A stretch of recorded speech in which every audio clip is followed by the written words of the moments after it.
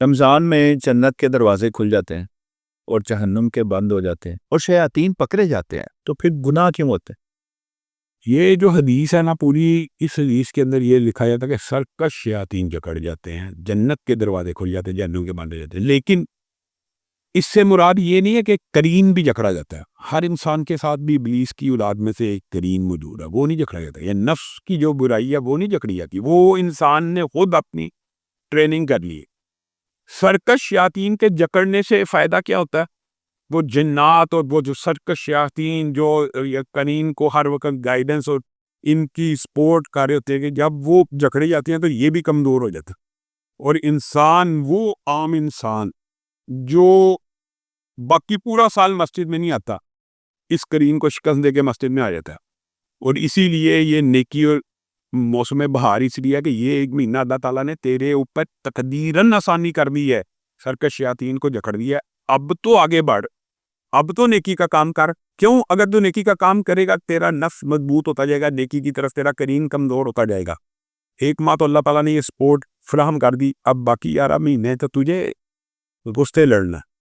تو بنیادی طور کے اوپر یہ نہیں ہے کہ جنت کے دروازے کھل جائے اور جہنم بند ہو جائے اور سرکش شیاطین جکڑے گئے ہیں تو انسان کے ساتھ جو شیطان ہے وہ بھی جکڑا جاتا ہے. وہ نہیں جکڑا جاتا، وہ آزاد رہتا ہے. وہ ہر وقت انسان کو گمراہ کر رہا ہوتا ہے. اور انسان کا نفس بھی، نفس امارہ جو ہے، وہ انسان کو برائی کی طرف انگیز کرتا ہے. بنیادی طور پہ انسان لذت پسند ہوتا ہے، تو جس گناہ میں لذت ہو، یہ تو آج کل تو ہے ہمارا معاشرہ گناہ بے لذت کی طرف چل پڑا نا. سگریٹ بھی پی لو اور موسیقی بھی سن لو، یہ ایسے بے گناہ یعنی بے لذت گناہ ہے کہ ان میں بھی لذت آنا شروع ہو جاتی ہے. تو حقیقت میں جن گناہوں کی لذت ہوتی ہے اس کی طرف نفس ویسے ہی مائل ہوتا ہے، وہ اللہ کے خوف کی وجہ سے ہی ان چیزوں سے رکتا ہے. تو بنیادی طور کے اندر رمضان کے اندر بھی شیطان وسوسہ ڈالتا ہے جو انسان کے ساتھ کرین ہوتا ہے، اور یہ سمجھنا کہ شاید وسوسے کا جو سسٹم ہے وہ ختم ہو جاتا ہے مکمل طور پہ. ہاں، کمزور ہو جاتا ہے، اس میں انسان آسانی سے ان کو شکست دیتا ہے، روزے رکھتا ہے، تراویح پڑھتا ہے. نیکیوں کے اجر میں تو اضافہ ہوتا ہے رمضان میں. گناہ اگر کوئی کرتا ہے تو اس کا گناہ کا بھی مطلب اس کو گناہ بھی زیادہ ملے گا. جی ہم بھائی، بنیادی طور کے اوپر جہاں پہ جس موسم میں یا جس جگہ پہ نیکیوں کا اجر و ثواب زیادہ ہوتا ہے، وہاں پہ گناہوں کا عقاب اور وعید بھی زیادہ ہوتی ہے. ایک عام عقلی اور منطقی میں آپ کو چند باتیں کہتا ہوں. اگر آپ مسجد میں نفل پڑھیں گے یا مسجد میں عبادت کریں گے، مسجد میں فرض، نفل کو چھوڑیں، فرض نماز مسجد میں پڑھنے کا اجر زیادہ کہ گھر میں؟ مسجد میں. تو مسجد میں گناہ کرنے کی وعید زیادہ ہے. اسی طرح رمضان ایک ماہ مبارک ہے، اس میں اگر آپ نیکیاں کریں گے تو اجر بڑھے گا، تو اگر گناہ کریں گے تو آپ نے اللہ تعالیٰ کے شاعر کی کیا تکریم کی ہے. خانہ کعبہ میں جو گناہ ہے وہ بڑھے گا نہیں.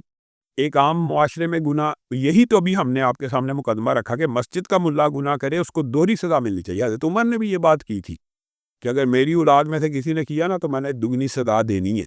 تو گویا یہ بات درست ہے کہ اس ماہ مبارک میں گناہ کرنے کی وعید زیادہ ہے. عام بھی گناہ ہی ہے، لیکن ظاہر ہے مسجد میں کیا جائے گا یا خانہ کعبہ میں کیا جائے گا یا جمعے کے دن، یا یعنی جو شاعر اللہ ہیں ان کے اندر گناہ کرنے کا عقاب اور اس کی سزا زیادہ ہے. اچھا، گناہ سے ہی آگے بات چلائیں تو ڈاکٹر ذاکر نائک سے بھی یہ سوال ہوا تھا کہ سب کچھ پہلے ہی تقدیر میں لکھا ہوا ہے کہ یہ انسان نے یہ گناہ کرنا ہے، تو پھر گناہ کا وہ گناہ کیوں ملے گا؟ اچھا، بنیادی طور پہ نا، یہ آپ نے جو تقدیر کی بحث کی ہے، یہ آج کل کی جو یونیورسٹی کالجز میں جاتا ہوں وہاں پہ بھی یہ لوگ سوال کرتے ہیں. یہ اس کا مطلب بڑا ہے کہ کامن سوال ہے، پوچھا جاتا ہے. یہ نہیں، یہ ایک ایسا سوال ہے جو آج نہیں ہوا، رسول اللہ سے بھی ہوا. مطلب کہ ہمیں تو وہ دیکھنا ہے جو رسول اللہ صلی اللہ علیہ وسلم نے، اور اس کے اوپر ایک کیلانی صاحب کی پوری کتاب ہے، اس کا نام ہے مسئلہ تقدیر. شاید آپ اگر اس کتاب کا مطالعہ کریں تو ان باتوں کے انہوں نے بڑے خوبصورت اور عمدہ جواب دیے ہیں کہ تقدیر میں کا مطلب یہ نہیں ہے کہ انسان مجبور محض ہے. تقدیر بھی ہے، تقدیر اللہ تعالیٰ نے لکھی ہے اپنے علم سے. تقدیر علم کی بنیاد کے اوپر لکھی گئی ہے، تقدیر عمل کروانے کی بنیاد پہ نہیں لکھی ہوئی.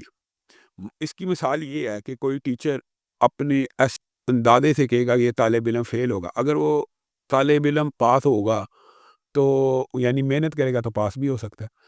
اس تقدیر کو اللہ تعالیٰ نے ہمارے پر آشکار کیا ہوا، ہمیں تو نہیں پتا نا کیا لکھی ہوئی ہے.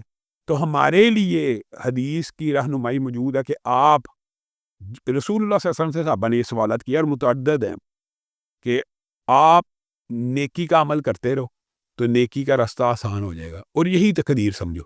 بات سمجھے تقدیر یا تقدیر یہاں تو میرے اور آپ کے اوپر کھول کے اللہ نے بیان کیا. پھر اس کی ایک بڑی عام فہم جھٹکی میں آپ کو مثال دیتا ہوں. یہ لوگ جو سوال کرتے ہیں کہ گناہ لکھا ہوا تھا اس لیے ہم سے گناہ ہو گیا, نیکی لکھی ہوتی ہے تو نیکی کر لیں گے, وہی لوگ تقدیر میں رزق لکھے ہوئے کے قائل ہیں کہ نہیں؟ مثال دے رہا ہوں, رزق بھی لکھا ہوا ہے تو کیوں نکلتے ہیں گھر سے محنت مزدوری کرنے؟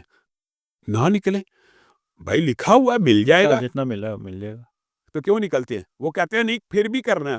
اللہ کے بندے پھر اچھا وہ آپ کی بات درست ہے, اور یہاں پہ آپ کو بات سمجھ نہیں آئی کہ پھر بھی نیکی کرنی ہے, پھر بھی گناہوں سے بچنا ہے. تقدیر میں اگر لکھا بھی ہوا پھر بھی گناہوں سے بچنا تو بچے گا. اگر آپ کو یہ بات سمجھ آ گئی کہ تقدیر میں لکھا, یہ صرف نا ایک آرگیومنٹ ہے علماء کو, دین پسندوں کو زیر کرنے کے لیے, یا نیکی گناہ لکھیے, اس بارے میں وہ تقدیر کے قائل ہیں. بھائی رزق بھی تو لکھا تقدیر میں, آپ کیوں جاتے ہیں کام کرنے, کاروبار کرنے؟ وہاں پہ کہیں گے نہیں ہم اسٹرگل محنت کریں گے. تو اسٹرگل محنت ہی کا نام زندگی ہے. اور رسول اللہ صلی اللہ علیہ وسلم نے کلی طور پہ تقدیر کے اوپر پھینکنے سے بھی, آپ کو پتا ہوا یہ واقعات تفصیل ہو جائے گی, یہ بڑا اصل میں ایک دقیق موضوع ہے. حضرت علی نے جب کہا اللہ تعالیٰ نے اٹھانا ہوگا تو اٹھا دے گا, تو رسول اللہ صلی اللہ علیہ وسلم ناراض ہو گئے کہ یہ حضرت علی نے کیوں کہا ہے. اٹھنا تو انسان نے خود ہوتا ہے. وَهَدَيْنَاهُ النَّجْدَيْنِ, اللہ نے دو راستے دکھا دیے. ابھی اور میں اور آپ چاہیں ابھی بیٹھے بیٹھے سبحان اللہ کہہ دیں, میری آپ کی مرضی ہے, اللہ نے پابند کیا نہ کہنا. نہیں, انسان مجبور محض نہیں ہے لیکن آزاد کل بھی نہیں ہے. مطلب کہ تقدیر کی باؤنڈریز سے آزاد بھی نہیں ہے, لیکن یہ سمجھنا کہ تقدیر کا پابند اور مجبور محض ہے. مثلا انسان ایک قدم اٹھا کے آگے تو بڑھ سکتا ہے لیکن دونوں قدم اٹھا کے اڑ تو نہیں سکتا. یعنی کہنے کا مطلب یہ ہے کہ انسان کو یہ باتیں بھی غور و فکر کرنی ہے. پھر رسول اللہ صلی اللہ علیہ وسلم نے اس بحث کو بھی منع فرما دیا امت کے اوپر. جب صحابہ تقدیر کے بارے میں بحث کر رہے تھے تو رسول اللہ صلی اللہ علیہ وسلم نے کہا تھا پرانی امتیں اس لیے ہلاک ہوئی ہیں, تم اس موضوع کو زیر بحث لاتے ہو.